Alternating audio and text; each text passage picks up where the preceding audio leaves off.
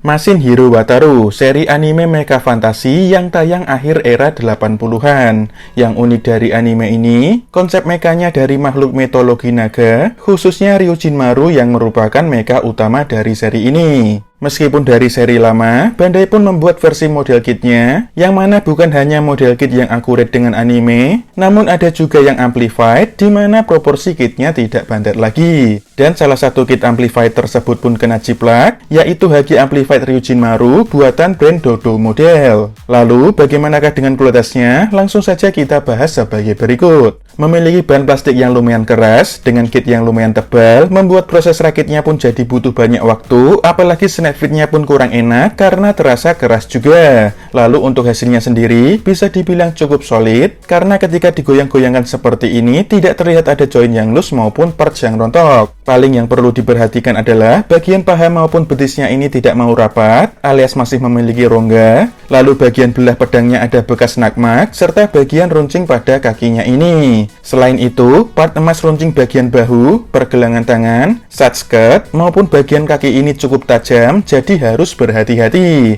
Untuk desain maupun siluetnya sendiri keren, namun berbeda dengan yang ada di anime, karena versi Amplified ini dibuat lebih proporsional. Kombinasi warnanya ada biru, putih, merah, abu-abu gelap, serta coating emas yang lumayan cakep, serta separasi partnya bisa dibilang sudah akurat. Sedangkan untuk detailnya sendiri, meskipun tidak banyak, namun terlihat lumayan bagus, mulai dari bagian kepala sampai ke bagian kaki, serta baik dilihat dari sisi depan maupun sisi belakangnya. Untuk aksesorisnya, kita akan mendapatkan sepasang jari untuk memegang senjata ini, yang mana bentuknya cukup simpel, detailnya lumayan bagus, dengan warna abu-abu gelap saja. Cara menggunakannya, kita lepas jari terbukanya, lalu ganti dengan jari untuk memegang senjata. Sedangkan untuk senjatanya, kita akan mendapatkan sebuah pedang, memiliki nama Toryuken, yang berarti Soaring Dragon Sword. Memiliki bentuk yang cukup keren, ukurannya juga panjang, dengan kombinasi warna merah dan coating gold, serta stiker hitam di bagian bilahnya. Disertai juga dengan sebuah bracket atau holder, yang mana bisa digunakan untuk menyimpan pedangnya di bagian punggung. Bentuknya sendiri cukup simpel, dengan kombinasi warna abu-abu gelap serta merah. Cara menggunakannya, kita lepas penguncinya, lalu pasang pedangnya, pasang kembali penguncinya, lalu tinggal kita colokkan ke bagian punggungnya seperti berikut ini. Dan cara menggunakannya, kita pasang jarinya terlebih dahulu, kemudian tinggal kita pasang ke tangannya.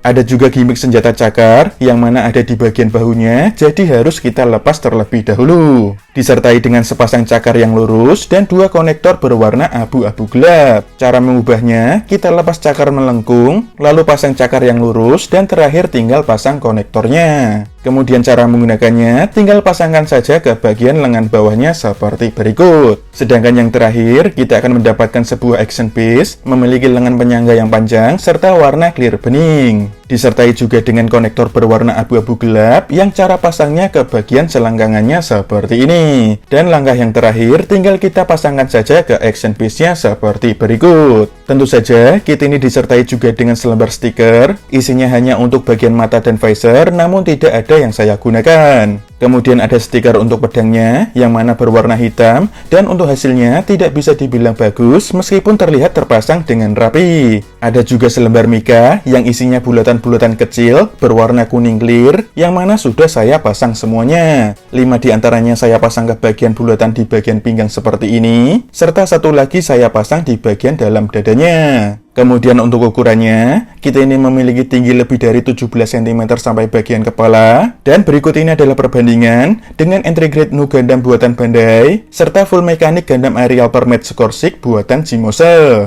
Di sini, terlihat bahwa Ryujinmaru lebih tinggi dari Nu Gundam, namun masih lebih pendek daripada full mekanik Gundam Aerial. Untuk artikulasinya, bagian kepala bisa mengangguk-angguk, lalu miring kanan kiri juga bisa. Sayangnya diputar hanya sebatas ini saja. Tangannya bisa diangkat sejauh ini, tidak begitu bagus. Untuk armor bahunya bisa diputar maju mundur, serta shoulder padnya bisa dibuka tutup sedikit. Bahunya bisa digerakkan maju mundur, serta bisa juga diputar 360 derajat seperti berikut ini. Lengan atasnya bisa diputar 360 derajat, sikunya bisa diputar 360 derajat juga, serta ditekuk sekitar 90 derajat saja.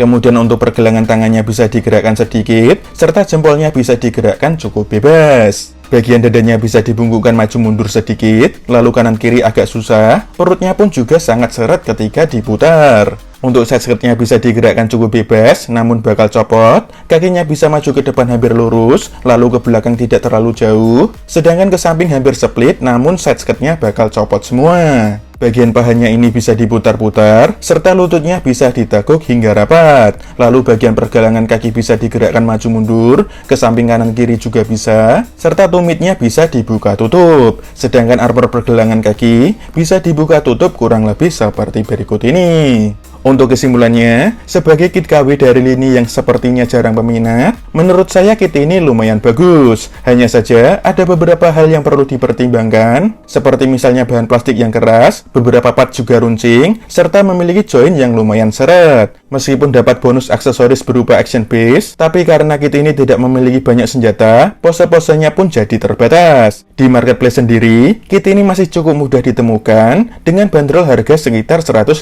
ribuan. Harga tersebut menurut saya masih worth it saja. Jadi kalau kalian tertarik, tidak ada salahnya jika ingin membeli kit ini. Dan untuk video reviewnya kurang lebih seperti itu saja. Kita akan ketemu lagi di video yang selanjutnya.